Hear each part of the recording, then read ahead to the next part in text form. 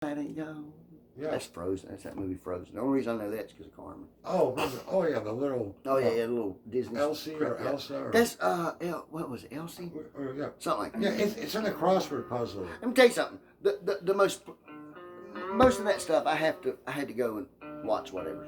Right. But there were some things that were actually turned out to be not judging a book by its cover, but cool as all get out.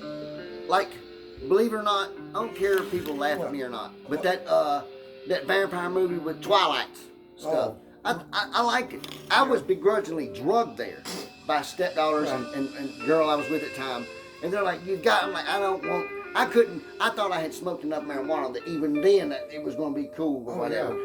But no, I was pleasantly surprised. It was a great series. It was actually really damn good. Well shot. It was a lot of the landscape are in the Pacific Northwest, up in the Washington area. Right. Well, listen to me. Like when I used to visit my nieces in Washington, it was iCarly. Oh yeah, iCarly. Yeah. I remember when Carmen dressed up as Miley Cyrus one year from the show, the Miley Cyrus show. Yeah. Well, my friends Mike and Nikki Snow, Adriana and Michaela. That was like Rugrats. Oh yeah, Rugrats. Back then. Oh yeah. There was another one she watched on Nickelodeon. Yeah. And it was this one black guy that went on to be the guy on SNL, Saturday Night Live. Oh, Keegan. Keegan. Oh, Good Burger, and then. Now here's an even better one. There was a dude from Keegan and Peele that was on Mad TV. Right. Michael Keegan Smith, or what? Michael Keegan, actually, the slim black guy with the bald head. Yeah. He played the Catholic gym teacher who had the nut huggers on, the long socks, and it was at a nun's funeral at the church in the gymnasium, and in the middle of the priest there and the principal giving the wake, he stands up, blows a whistle, he's like, "Hey Tim, I'll see you chew that damn gum in the back. I'm gonna get your ass." Like interrupt. He was so eclectic. Now he had a run with Michael Keegan and what is it, Damien Keel or something like that, and just the other black guy with the beard. Man, they had a skit comedy show that was freaking hilarious. In fact, Michael Peel went on to be. They did a spoof one time on Comedy Central when they had a show. Right. And here was the spoof. It was Peel being Barack Obama and Keegan being Barack Obama, and Peel was Barack Obama's anchor interpreter. Right. So he could talk just like him, and Keegan could do. And Barack Obama loved it, so at the next press conference, at the National Press Secretary Club, they did the comedy and the roast, and basically, they make fun of each other for one night only.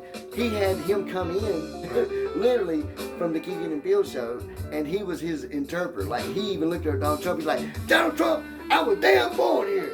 Yeah. Because when he looked at him, Barack Obama really said, "I would like to prove to you that I am seriously a real United States Senator, and I was born here, I'm a citizen," and all this. And then behind him, he's like, "Don't Trump, tell your ass." And it was just hilarious. But they got signed to a big contract, man. They were good. They were really good. Yeah. And then I saw him, this other comedian, God damn it, he's from the 80s and 90s. He was right along with Sam Kinison. He was up there with, he died of stomach cancer, man. That's fucked up. But a couple of them died. Sam, coming back from your honeymoon, man. By the way, that is a former Southern Pentecostal preacher himself, Sam Kinison. Right. He's a pastor of a church. Yeah. I remember him, for sure, Did you know that? His original job, he was a pastor of a Pentecostal I knew he was church. Yeah, he was ordained or something. Yeah, exactly. That's where the twisted comedy comes from. That's where mine comes from. Right. You know? The angst. It's not just the angst. That ain't really the angst. It's just the bullshit you've seen your whole life. What? There you go. I said it. Well, as far as, talking calmly, it's like, Father Callahan at the St. John Vianney Church when I was growing up as a kid, during his little sermon, he'd start up he would... Why do you gotta scream to make your point?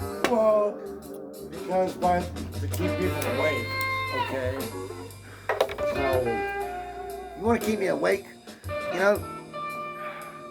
Play the music a little better. I don't know. Well, Better grab my teeth. So how's the Ross Estates looking? Oh. And what happened to you Monday? Let me tell you something. Monday, I wanted to come up here. Here's what angers me. Monday, last Monday I couldn't do any work with Randy. This Monday I work with Randy. So this Monday, and now and in between that I got to do Billy Shadbuck's place. Right. This Monday I worked in the yard, right? I couldn't stop because I knew that if I stopped, that it was going to rain again coming up. I'm getting busy, and I got to work while the iron. You know what I'm saying? Like I got to do it while the weather's good. I was tired as blazes. 3 people stopped by. One was Todd, and he talked for 20, 30 minutes out there as I'm trying to finish up. Dennis, that morning, I moved furniture over with his son, and then that night, Dennis asked me, am I not chilly? Well, I'm trying to get in, you know, working. That's where I was. In fact, I didn't even know who won the race. I only saw like 4 or 5 laps of it, hated it, and then just left and kept working. And I had my phone upstairs because I checked and saw where you called 3 times, and Ronnie called 4 times. Right. Which, I can understand you called 3 times, and I'd answer, but... You know, by the third group, oh my God, he must have did a couple hours of work in the yard, you know. Yeah, no, I worked. And now he's in bed. You know how that is. Right. Right. See, I knew if I called you, you wouldn't be watching it.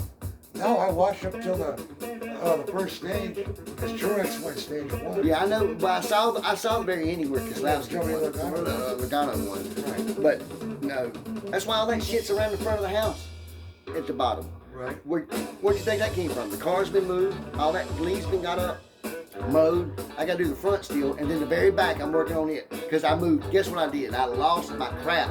I grabbed all the limbs and I slung them over next to the picnic table. I'm done with it. Let me tell you something. I'm older now. I work meticulously in our yard. I catch hell for 3 weeks in between seasons. It looks abandoned. Let me tell you something. I got Jose coming in 2 weeks. It's $300 to get our stuff done. It's going to look great. I'm going this weekend to go get a new weed eater that we're getting. Of course, and I got the mower running obviously Monday because I changed the oil and put a new filter in and all that shit. So, and man, that's why you had to spend the rest of the day and night in bed. I never got to take it. I ain't even had a day off and I don't know when. What are you talking about? When did I spend the rest of the day? Every time he does yard work, he has to spend that, sometimes the next day. No, you said that about working with Ronnie. Yeah. So you got to get your lies straight. Which is not true. During the wintertime, you'll work, Tuesday through Saturday. No. Then come Sunday and Monday, you got to spend the day in bed. No. And then now that it's spring.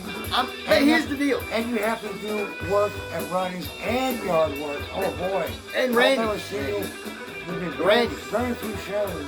No, now let me tell you something. Here's why this is a lie. And I can, just like I had to prove to Ronnie and shut him down, here's how I can prove to you what you're saying is a lie. At the very moment where you started this little rumor, because you said Pete said it, you actually wouldn't even tell the truth. You said Pete used to tell you this, which would make me so mad. But at the very moment that, no, he ain't never said to me, because I asked him. I asked him one day, I said, did you say that? And here's the thing. At the very moment when you started the accusation that Pete said was when I was loaded all those times. Right. No. That meant that, no, I was not in the bed. I'm wide open. Oh, yeah. So that's why. why. Take a break right quick. See, you want to admit that was not true? You got it right.